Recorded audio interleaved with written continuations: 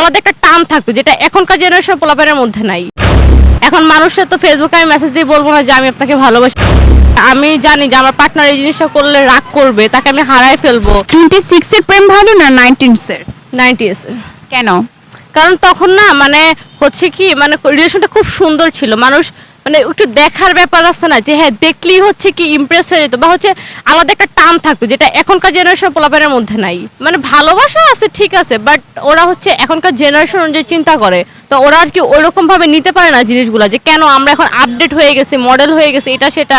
তো ওরা না এই জিনিসগুলো নিতে পারে না। এটা এই জন্য হচ্ছে আমি অলওয়েজ প্রেফার করি যে আমিও যদি রিলেশন করি, আমার রিলেশনটা 90s এর মধ্যে আমি রাখবো, যে হ্যাঁ দেখা হবে, কথা হবে, এর বাইরে আর কিছু হবে না, নর্মাল থাকবে সবকিছু। আচ্ছা, সম্পর্কের মধ্যে বিশ্বাস থাকাটা কতটুকু জরুরি? অনেক ইম্পর্টেন্ট। একটা রিলেশনে ফ্রেন্ডশিপ হোক, রিলেশনশিপ হোক, বাবা মার ক্ষেত্রে হোক, বিশ্বাস হচ্ছে ম্যান্ডেটরি, তারপর বাকি সবকিছু। না না, যেটা বলতেছিলাম যে বিশ্বাসই সবকিছু ম্যান্ডেটরি। ফ্রেন্ডশিপ, ভালোবাসা তো পরে আসে, আগে তো ফ্রেন্ডশিপ আসে, তাই না? যে নর্মালি কথা হয়, বা হচ্ছে এখন মানুষের তো ফেসবুকে আমি মেসেজ দিয়ে বলবো না যে আমি আপনাকে ভালোবাসি, বা সেও তো আমাকে কখনো বলবে না। আগে কথা হবে, বিশ্বাসটা অর্জন হবে, তারপর তো সবকিছু আগাবে। সো বিশ্বাসটাই ম্যান্ডেটরি। আচ্ছা, একটা সম্পর্কে হারানোর ভয় থাকাটা কতটুকু জরুরি?